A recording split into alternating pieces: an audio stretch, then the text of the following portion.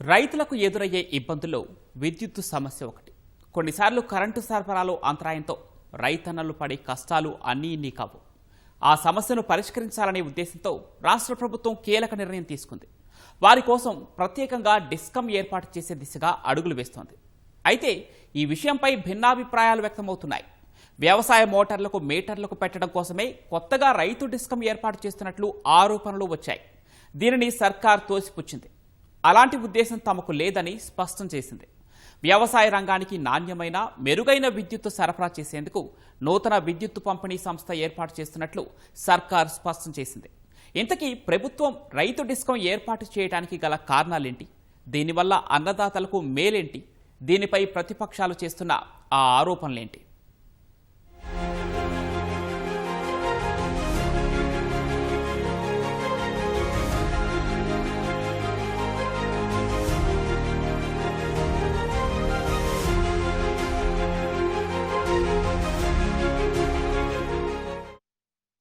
రాష్ట్రంలో కొత్తగా డిస్కం ఏర్పాటు చేసేందుకు ప్రభుత్వం అడుగులు వేస్తోంది.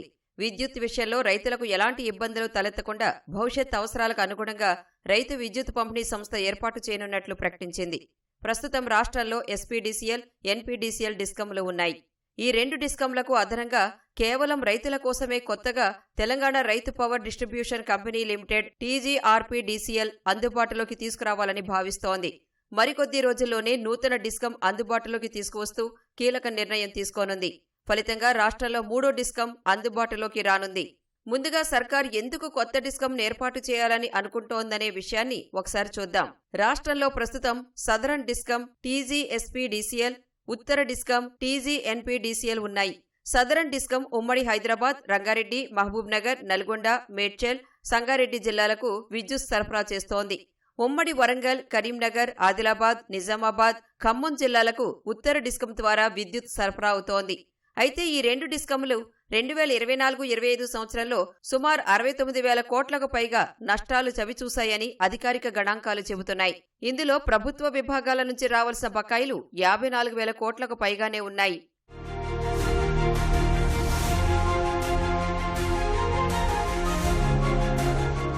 తెలంగాణలో ప్రస్తుతం ఉన్న డిస్కంల aggregative technical and commercial AT&C నష్టాలు 2024-25 ఆర్థిక సంవత్సరం చివరికి 19.84% చేరాయి.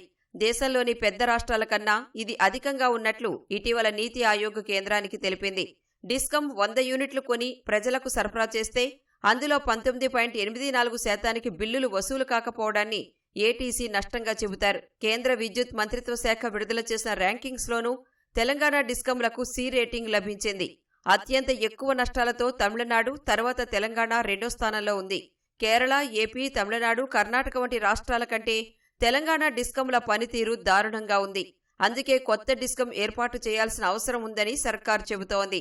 AT&C losses 19.8%.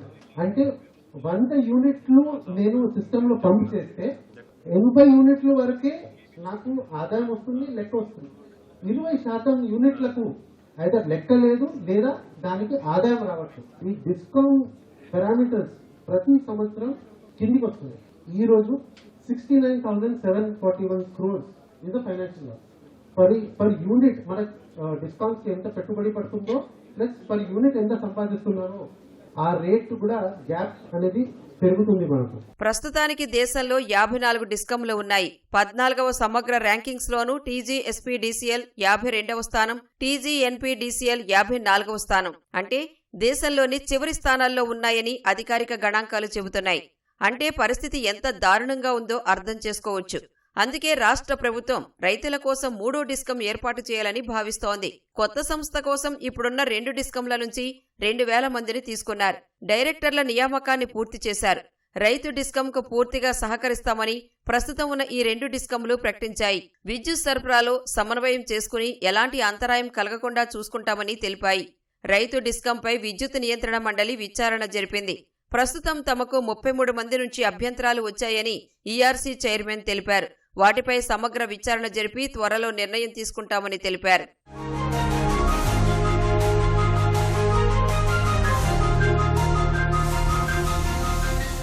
రైతు డిస్కం ఏర్పాటుకు అవసరమైన అంశాలపై సంస్థ అధికారులు ఇప్పటికే దృష్టి సారించారు.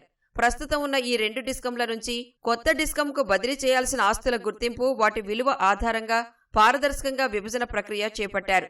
సాంకేతిక, ఆర్థికపరమైన అంశాలపై కూడా టీజీఆర్పీడీసీఎల్ దృష్టి సారించింది.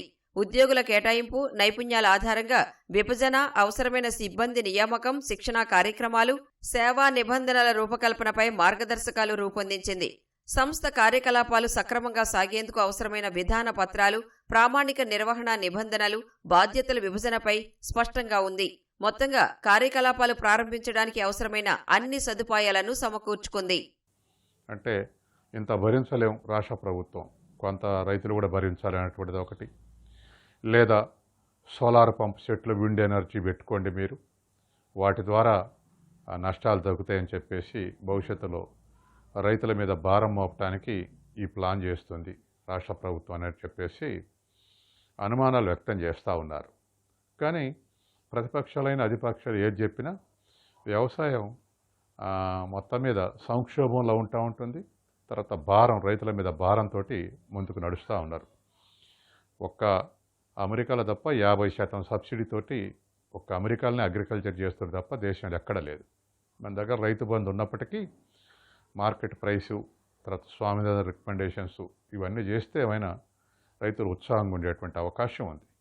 కాబట్టి ఎలక్ట్రిసిటీని ఏ మేరకైనా ప్రైవేటీకరణ చేస్తే వ్యవసాయ రంగం రైతుల ఆ భారం భరించడం చాలా కష్టం. అందుకని ఈ రైతు డిస్కమ్ అనేటువంటిది ఏ విధానాలు రూపొందించినా, ఏవి అమలు చేసినా, ప్రతిపక్షాలు అధికార పక్షాలు ఎన్ని విమర్శలు చేసుకున్నా ఉచిత విద్యుత్ తగ్గిస్తే మాత్రం వ్యవసాయ రంగం కొనారిల్లిపోయేటువంటి అవకాశం ఉంది. అది దృష్టిలో పెట్టుకొని ఈ డిస్కమ్ విధానాలు నిర్ణయించడం అవసరం. ఈ కొత్త డిస్కమ్ ఏర్పాటుతో రైతులకు జరిగే మేలేంటి అనే విషయాన్ని చూస్తే ఇది పూర్తిగా రైతుల కోసం పనిచేయనుందనేది సుస్పష్టం. ప్రస్తుతం ఉన్న 2 డిస్కంలు గృహ, వాణిజ్య, పరిశ్రమలు, ప్రభుత్వ కార్యాలయాలు తదితర అవసరాల కోసం పనిచేస్తున్నాయి. రైతు డిస్కం ప్రత్యేకంగా వ్యవసాయ పంపు సెట్లకు నాణ్యమైన విద్యుత్ సరఫరా చేయడం, ఎత్తిపోతల పథకాలకు, మిషన్ భగీరథ, గ్రామీణ తాగునీటి ప్రాజెక్టుల కోసం పనిచేయనుంది.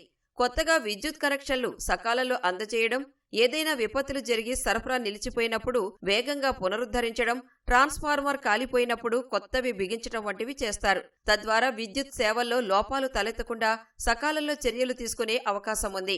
ఇందుకోసం గ్రామ విద్యుత్ అధికారిని తీసుకొచ్చే ఆలోచనలో ప్రభుత్వం ఉంది. దేశవ్యాప్తంగా కూడా వీటిని మళ్ళీ ఒక ప్రతిష్టాత్మకమైన సంస్థలుగా తీర్చిదిద్దాలన్న ఉద్దేశంతో దీంట్లో ఉచిత కరెంటు ఏదైతే రైతులకు ఇస్తున్నామో ఆ ఉచిత కరెంటు ఇంకొక 5 విభాగాలను తీసుకొని వాటి కోసం ఈ రైతు డిస్కమ్ని తీసుకురావాలన్న ఆలోచన. ఎందుకంటే ఆ 2 సంస్థలను రానున్న రోజులలో వాటికి రావాల్సినటువంటి ఆర్డిఎస్ఎస్ పద్ధతిలో వాటిని నడపాలన్నప్పుడు దాంట్లో రైతులకు సంబంధించినటువంటి విద్యుత్ని మనం ఇండిపెండెంట్గా చేస్తే నాణ్యతమైనటువంటి విద్యుత్ని రైతులకు అందిస్తామన్న ఉద్దేశంతో దీన్ని స్టార్ట్ చేస్తున్నారు. ఒకే ఒక్క ఆలోచనతోటి ఈరోజు ప్రతిపక్ష పార్టీలు ఈరోజు ఈ పబ్లిక్ హియరింగ్లో ప్రతి రైతును భయపెట్టించే ప్రయత్నం చేస్తుర్రు.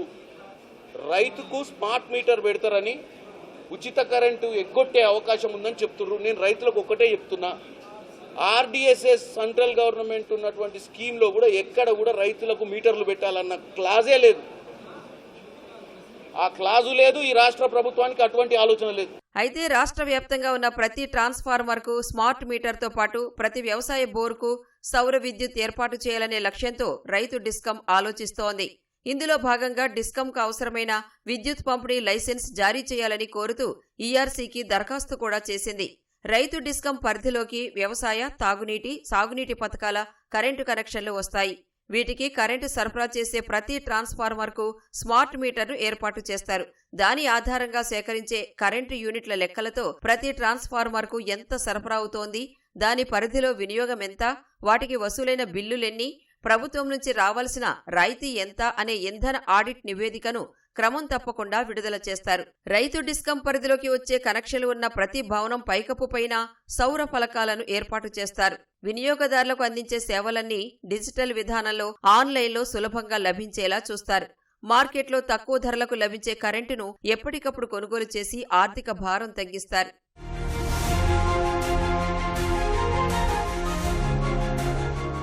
మరి రైతు డిస్కం విషయంలో ప్రతిపక్షాలు, ఉద్యోగ సంఘాలు చేస్తున్న ఆరోపణలు ఏంటని చూస్తే ముఖ్యంగా వ్యవసాయ మోటార్లకు మీటర్లు పెడతారని ఆరోపిస్తున్నాయి. రైతు డిస్కం పరిధిలోకి వచ్చే విద్యుత్ అంతరాయాలను ఆ సంస్థ ఉద్యోగులు, సిబ్బంది ఎలా ఎదుర్కొంటారు? క్షేత్రస్థాయి సిబ్బంది సమీకరణ ఎలా చేస్తారనే ప్రశ్నలు లేవనెత్తుతున్నారు. ఈ డిస్కం పరిధిలో 29 లక్షల వ్యవసాయ పంపు సెట్లు, 5 లక్షలకు పైగా డిస్ట్రిబ్యూషన్ ట్రాన్స్ఫార్మర్లు ఉన్నాయి. ఇంత భారీ వ్యవస్థను నడపడానికి కేవలం 1000 మంది సిబ్బందిని మాత్రమే తీసుకోవడంపై ఆందోళన వ్యక్తం చేస్తున్నాయి. అలాగే కొత్తగా ఏర్పడే డిస్కంలకి కేవలం వ్యవసాయ కనెక్షన్లు మాత్రమే ఉంటాయి. కానీ వాటికి అవసరమైన 11 kV లైన్లు సబ్స్టేషన్ల పాత డిస్కంల పరిధిలోనే ఉంటాయని, ఏదైనా సమస్య వస్తే మళ్లీ పాత డిస్కంలనే ఆశ్రయించాల్సి వస్తోందని అంటున్నారు. రాష్ట్ర ప్రభుత్వం చెప్పే విషయం ఏమిటంటే ఈ వ్యవసాయ రంగం, తర్వాత lift irrigation scheme, mission Bhagiratha ఇటువంటి వాటికి ఉచిత సప్లై ఇవ్వటం వల్ల 2 డిస్కంలకు నష్టాలు వస్తున్నాయని చెప్పేసి అంటున్నారు. వాస్తవానికి వీటికి ఇచ్చేదంతా ఈ నష్టాలకు వ్యవసాయ రంగమే కారణం అని తేల్చడానికే ఫార్మర్స్ డిస్కం పెడుతున్నాం తప్ప ఇంకో ఉద్దేశం లేదని రాష్ట్ర ప్రభుత్వం చెప్తుంది. కానీ ప్రతిపక్షాలు, మిగతా వాళ్ళు కూడా అట్లా కాదు, ఈ వ్యవసాయ రంగం ఇచ్చేటువంటి మిషన్ భగీరథ కానీ, లిఫ్ట్ ఇరిగేషన్, వ్యవసాయ లిఫ్ట్ ఇరిగేషన్ స్కీమ్స్ కానీ ఇచ్చేటువంటి విద్యుత్తుని సపరేట్గా చూపెట్టి రైతాంగం వలనే ఇంత భారం మోపుతుంది కాబట్టి ముందు ఇది ప్రైవేటీకరణకు దారితీసే అవకాశం ఉంది అని చెప్పేసి మిగతా ప్రతిపక్షాలు ఆరోపిస్తున్నాయి. ఆరోపణల విషయం పక్కన పెడితే రైతు డిస్కం ఏర్పాటు చేయాలనే ప్రభుత్వ ఆలోచనను పలు రాష్ట్రాలు అందిపుచ్చుకోవడం గమనార్హం. మహారాష్ట్ర, ఆంధ్రప్రదేశ్ చర్యలు కూడా ప్రారంభించాయి. హర్యానా కూడా ఇదే మార్గంలో పయనిస్తోంది. పాత డిస్కంలు ఆర్థిక సంక్షోభంలో, అప్పులు, నష్టాల ఊబిలో ఉన్నందున వాటిని గట్టెక్కించడానికి రైతు డిస్కం ఏర్పాటే పరిష్కారమని చాలా రాష్ట్రాలు భావిస్తున్నాయి. ఈ నేపథ్యంలో రైతు డిస్కం ఏర్పాటుపై ఈఆర్సీ ఎలాంటి నిర్ణయం తీసుకుంటుందనేది ఆసక్తిగా మారింది.